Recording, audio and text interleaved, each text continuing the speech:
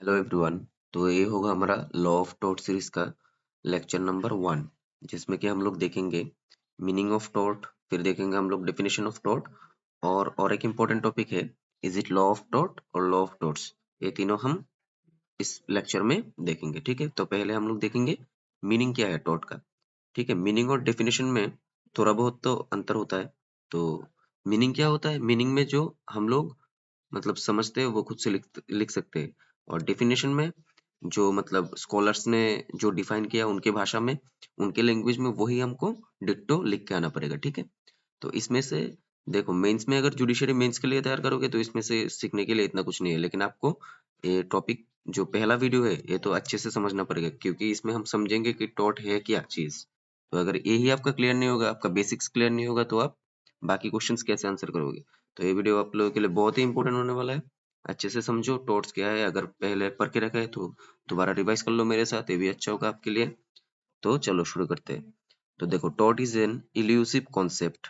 Elusive concept का मतलब क्या होता है? जो कि थोड़ा इल्यूशन भरा हुआ है, ऐसा क्लियर नहीं है। ठीक है, इसमें थोड़ा बहुत इल्यूशन टाइप है, मतलब आपको थोड़ा प्रॉब्लम होगा समझने में टॉट में। जिसने टॉट लिखा है ये सब मीनिंग जो भी है, तो इसमें भी हम लोगों को कंफ्यूजन हो सकता है, इसलिए इसको इल्यूसिव कॉन्सेप्ट बोला है। ठीक है, and has defied attempt to formulate an useful definition. और बहुत बार ट्राई किया गया है कि टॉट का कोई यूजफुल डेफिनेशन हम लोग निकालें, लेकिन कोई यूजफुल डेफिनेशन हम लोगों को नहीं मिला। लेकिन एक कॉमन एलिमेंट होता है, हर टॉट में एक कॉमन एलिमेंट होता है। वो क्या है? कि किसी को कोई सफर्ड लॉस और हार्म, किसी को लॉस हुआ है या हार्म हुआ है, और किसके लिए हुआ है? किसी और के एक्ट और ओमिशन के लिए। ठीक है, जैसे कि टॉट में क्या होता है? आप जा रहे हो रोड से, ठीक है, ये आप जा रहे हो रोड से और यहाँ पे रोड पे एक होल है। ठीक है, पाथ होल है, और ये वाला ढक्कन खुल के छोड़ दिया। ठीक है ना, ढक्कन खुला ही छोड़ दिया। किसने छोड़ा? जो म्यूनिसिपैलिटी है, म्यूनिसिपैलिटी ने ढक्कन को खुला छोड़ दिया। तो आप जा रहे हो, रात में अंधेरा है और इसमें गिर गए। मत गिरो ऐसा मतलब अच्छे से देख के चलो, फिर भी एग्जांपल के लिए लेते हैं कि आप गिर गए हो इसके अंदर। तो गिरने के बाद क्या हुआ? देखो, आप जाके अभी केस करोगे ना कि किसी के ऊपर कि किसने किया है। तो यहाँ पर क्या है? म्यूनिसिपैलिटी का कोई एक्ट नहीं है, यहाँ पे इनका ओमिशन है कि गड्ढा तो होना चाहिए सड़क पे ताकि पानी नीचे चला जाए, बारिश का पानी। तो लेकिन इसको ढकना चाहिए था, तो ये उनका ओमिशन था। मतलब कोई कोई काम करना चाहिए जो उन्होंने नहीं किया। तो जब ये लोग अपना काम नहीं करेंगे ना, ओमिशन क्या है? ये पाथल को बंद नहीं किया ऐसा वाला ढक्कन लगा के, तो इसके लिए वो लोग लायबल होगा, जो म्यूनिसिपैलिटी वाले हैं। ठीक है, तो हम लोग यहाँ पे केस करेंगे तो जीत जाएंगे टॉर्ट का केस करके, क्योंकि यहाँ पे तो म्यूनिसिपैलिटी ने कोई क्राइम नहीं किया, सिर्फ टॉर्ट हुआ है। फिर देखो, the word tort has been derived from the Latin term tortum meaning twisted और क्रुक्ड। तो यहाँ पे टॉर्ट को हम लोग लैटिन टर्म से लिए हैं, इसका मीनिंग क्या है? ट्विस्ट और क्रुक्ड होगा। तो इसका मतलब क्या है? The tort may be said to mean conduct which is not straight और लॉफुल। मतलब टॉर्ट वो चीज है जो स्ट्रेट और लॉफुल नहीं है। टॉर्ट कैसा है? ऐसा ऐसा है, मतलब थोड़ा बहुत ऐसा है। जैसे कि लॉ क्या है? लॉ हम लोग का ऐसा है, सीधा बात। ठीक है ना, जैसे बोलेगा वैसे ही है, सेक्शन से सब कुछ है, जैसा बोला है पूरा हम लोग को सिंपल जाना पड़ेगा। लेकिन टॉर्ट में ऐसा कोई सेक्शंस नहीं है, कोई चैप्टर्स नहीं है, कोई प्रोविजंस नहीं है। मतलब जज खुद से समझेगा कि टॉर्ट हुआ है या नहीं हुआ है। फिर देखो, tort law remains uncodified and largely unaffected bye statutes. तो टॉर्ट लॉ बहुत मतलब पहले से ही, जब से शुरू हुआ है टॉर्ट का कॉन्सेप्ट, तब से ही अनकोडिफाइड है। अनकोडिफाइड मतलब कोडिफिकेशन नहीं हुआ है। जैसे कि हम लोग का था ना इंडियन पिनल कोड, आखिर में क्या वर्ड होता था? कोड। तो वो सब कोडिफाइड लॉ थे, क्योंकि उसमें सेक्शंस थे, फिर चैप्टर्स थे, फिर उस पे प्रोविजंस थे कुछ, हाँ वो सब दिया हुआ था। लेकिन टॉर्ट में ऐसा कुछ नहीं है, इसलिए इसको अनकोडिफाइड लॉ हम लोग बोलते हैं। जैसे कि जूरिस्प्रूडेंस, वो भी अनकोडिफाइड ही होगा। ठीक है, कोडिफाइड नहीं होगा। फिर देखो, tort is a civil wrong other than a breach of trust और ब्रीच ऑफ कॉन्ट्रैक्ट। टॉर्ट तो सिविल रॉन्ग है, लेकिन वो ब्रीच ऑफ ट्रस्ट और ब्रीच ऑफ कॉन्ट्रैक्ट में नहीं आता। ठीक है, ब्रीच ऑफ ट्रस्ट और ब्रीच ऑफ कॉन्ट्रैक्ट अलग से प्रोविजन है, इन लोगों के लिए अलग से एक्ट है। तो इनको छोड़ के बाकी जो भी सिविल रॉन्ग है वो सब टॉर्ट में आएगा। Which the law will redress by an action for unliquidated damages. और अगर किसी ने टॉर्ट किया है तो हम लोग क्या करेंगे? उसको कोर्ट क्या करेगा? अनलिक्विडेटेड डैमेजेस देगा। अनलिक्विडेटेड मतलब पहले से तय नहीं किया हुआ है। ठीक है ना, जैसे कि किसी लॉ में, हाँ जैसे कि कॉन्ट्रैक्ट में पकड़ लो, कॉन्ट्रैक्ट में आपने किसी को मतलब नुकसान पहुंचाया ना, तो आपको एक कंपेंसेशन मिलता है। ठीक है, उसका एक लिमिटेशन होता है कि कितना कंपेंसेशन मिलेगा। फिर आप क्राइम क्राइम करोगे, तो क्राइम में क्या है कि अगर आपने किसी का मर्डर किया तो मर्डर के लिए पनिशमेंट कितना है वो लॉ में मेंशन्ड है। लेकिन टॉर्ट में कुछ भी मेंशन नहीं है, अनलिक्विडेटेड है।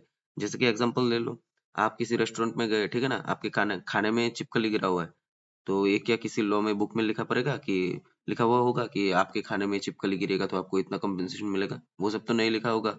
तो उसमें आपको क्या होगा, अनलिक्विडेटेड डैमेजेस मिलेगा। कोर्ट डिसाइड करेगा कि आपको क्या रेमेडी दिया जाए, कितना पैसा दिया जाए, ठीक है। तो उसमें जज खुद से डिसाइड करेगा कि कितना रेमेडी होगा, वो बाकी लॉ की तरह नहीं है। Tort is the body of law which allows the injured person to obtain compensation from the person committing the tortfeasor।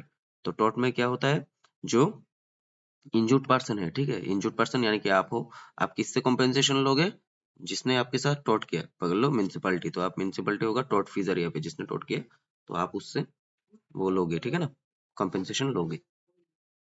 ठीक है, तो अभी हम लोग देखेंगे डेफिनेशन ऑफ टॉर्ट। डेफिनेशन में देखो सिंपल क्या है, 3 डेफिनेशन है, सैलमोंट का, विनफील्ड का और एक है फ्रेजर का। तो डेफिनेशन हमको अकॉर्डिंगली पढ़ना होता है डिट्टो। ठीक है, इसमें मैं पूरा लाइन वाइज आपको पढ़ा के कुछ समझा के कोई फायदा नहीं है, क्योंकि आपको ये पूरा ही अपने से अच्छे से सीखना पड़ेगा। और इसके अंदर क्या है, जितना हम लोग अभी मीनिंग में पढ़ा है उतना ही है। जैसे कि अनलिक्विडेटेड डैमेजेस देखो यहाँ पे, हाँ मतलब कुछ कुछ टर्म है जो आपको अभी मैं समझा दिया है, उससे आपको मतलब समझने में आसानी हो जाएगा। तो आप इसको पढ़ लो, डेफिनेशन को एक बार पढ़ लो, क्योंकि ये आपको डिट्टो लिखना पड़ेगा अगर आपके लॉ स्कूल में या कॉलेज में पढ़ रहे हो तो। फिर देखो यहाँ पे जो इम्पोर्टेंट बात अब ये हम लोग देखेंगे, is it law of tort और लॉ ऑफ टॉर्ट्स। तो दो चीज है यहाँ पे, क्या या तो ये टॉर्ट होगा नहीं तो ये टॉर्ट्स होगा। तो यहाँ पे थोड़ा कंफ्यूजन है टॉर्ट की टॉर्ट्स। तो इसको समझने के लिए हम लोग क्या देखेंगे, जैसे कि आप अगर, हम लोग बोलते हैं ना बॉय, बॉय मतलब पूरा बॉय का कम्युनिटी को समझाया ना, बॉय पूरा बॉय कम्युनिटी को समझाया है। और अगर मैंने यहाँ पे बोला बॉयज, बॉयज मतलब 5 बॉयज 6 बॉयज, तो हम काउंट कर सकते हैं, ठीक है ना, 5 बॉयज 6 बॉयज जितना भी हम लोग काउंट कर सकते हैं। लेकिन बॉय जो कम्युनिटी है, आप क्या पूरा कम्युनिटी को तो नहीं काउंट कर सकते हो। तो लॉ ऑफ टॉट भी ऐसा है, टॉट का मतलब है पूरा कम्युनिटी, जो भी होगा सब कुछ बाकी किसी में फॉल नहीं होता, वो टॉट में आ जाते हैं। और टॉट्स में क्या होगा, मतलब कुछ प्रीवियसली मेंशन्ड होंगे, वो सब में होगा तभी तो टॉट होगा, नहीं तो टॉट नहीं होगा। तो इसके लिए पहला वाला हम लोग देखेंगे, टॉट किसने बोला है, Winfield.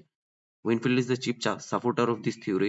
He says all injuries done to another person are torts unless there is some justification recognized by law. Winfield ने बोला है कि ऑल इंजरीज, जितना भी इंजरी होगा किसी और व्यक्ति ने आपके साथ किया है और इसका कोई जस्टिफिकेशन नहीं है उसने उसके पास किस लिए किया है, ठीक है, तो वो टॉर्ट होगा। Thus according to this theory tort consist not merely of those torts which acquire specific names but also include the wider principle. जैसे कि विनफील्ड ने बोला टॉर्ट सिर्फ वो चीज नहीं होगा जिसके स्पेसिफिक नेम्स है, जैसे कि डिफेमेशन, हाँ ट्रेसपास, असॉल्ट, बैटरी, उनको छोड़ के अगर कोई नया टॉर्ट होगा ना, वो भी कोई नया रॉन्ग होगा वो भी टॉर्ट के अंडर में आ सकता है। तो विनफील्ड ने क्या किया, इसको स्कोप को बड़ा कर दिया। ठीक है, बड़ा वाला स्कोप क्या है कि बाकी चीज कुछ नया नया भी ऐड होगा ना दुनिया में। जब से दुनिया मतलब शुरू हुआ है तब से तो सारे टॉर्ट नहीं थे, डिफेमेशन पहले आया होगा, फिर ट्रेसपास आया होगा, मतलब जैसे जैसे हम ह्यूमन इवोल्यूशन हो रहा है वैसे वैसे हम लोगों का क्राइम भी बढ़ रहा है, तो टॉर्ट भी बढ़ रहा है। तो इसके लिए ये जो लॉ ऑफ टॉर्ट वाला कॉन्सेप्ट है, इसको पूरा वर्ल्ड वाइड में अभी अच्छे से माना जाता है, ठीक है। इसके बाद देखो, Winfield, while supporting this theory, comes to the conclusion that law of tort is growing and from time to time courts have created new torts। हाँ देखो, लॉ ऑफ टॉर्ट एक ग्रोइंग कॉन्सेप्ट है, ठीक है ना, ये डायनामिक है, मतलब दिन ब दिन चेंज होता रहता है। अभी क्या कुछ हो सकता है दुनिया में, पहले इतना इंडस्ट्रीज नहीं था, ठीक है ना, इतना कुछ नहीं था, तो टॉर्ट्स भी कम था, लोग अपने घरों पे ही रहते थे अपने कम्युनिटी के साथ। अभी लोग शहर में आते हैं, कितना कुछ होता है उन लोगों के साथ, फ्रॉड होता है। अभी तो देखो जैसे कि साइबर में साइबर क्राइम होता है, तो उसको लिए तो अलग से लॉ बना दिया। अगर कोई लॉ नहीं है, ठीक है ना, सिविल रॉन्ग है, छोटा मोटा रॉन्ग है, तो वो हम लोग टॉर्ट्स में देख सकते हैं। फिर देखो, इंडियन जुडिशरी सपोर्टेड विनफील्ड्स थ्योरी। तो हमारे इंडिया में विनफील्ड्स के थ्योरी को हम लोग मानते हैं। कौन सा केस में से, MC Mehta versus union of India. In the words of justice Bhagwati CJ, we have to evolve new principles and lay down. देखो जस्टिस भगवती ने क्या बोला कि नया प्रिंसिपल्स हम लोगों को लाना पड़ेगा, ठीक है ना, नया नॉर्म्स लाना पड़ेगा, जो कि हम लोग डील करेंगे नए नए प्रॉब्लम के साथ, ठीक है, क्योंकि इंडिया एक हाईली इंडस्ट्रियलाइज्ड इकोनॉमी अब बन चुका है। तो बहुत सारे नए नए प्रॉब्लम्स आ सकते हैं, तो हम लोगों को उसके साथ डील करने के लिए नए नए टॉट्स क्रिएट करने पड़ेंगे। तो आशा करता हूँ आपको is it law of taught वाला समझ में आया है। अगर समझ में नहीं आया तो 2 बार पढ़ो, आराम से समझ में आ जाएगा। इसमें कोई ऐसा रॉकेट साइंस नहीं है कि आपको समझ में नहीं आएगा, ठीक है।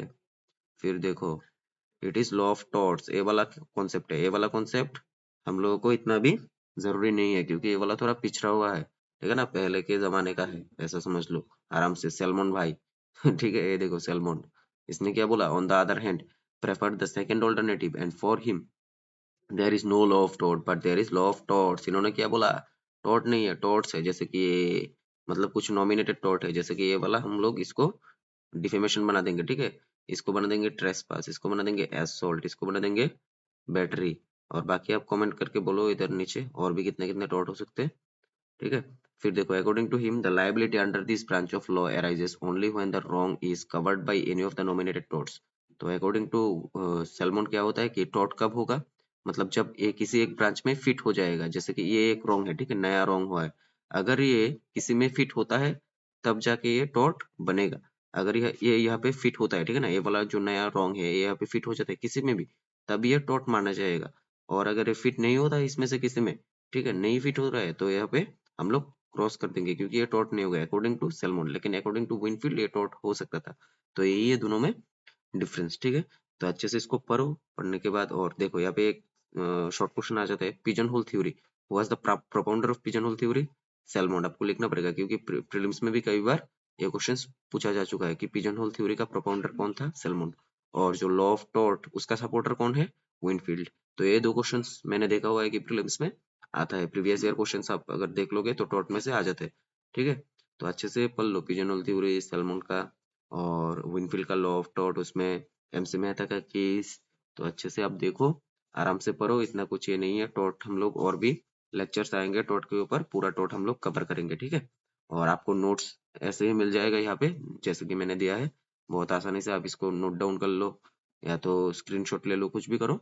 तो अच्छे से आप लोग पढ़ो इसको, ठीक है। Thank you for watching. और आपको अगर और भी लेक्चर्स देखने हैं, जैसे कि टीपीए में लेक्चर मेरा अपलोड किया हुआ है ऑलरेडी प्लेलिस्ट में, वो भी आप देख सकते हो। टीपीए के ऊपर बहुत शायद 4-5 वीडियो होंगे और भी मैं डाल दूंगा। Thank you.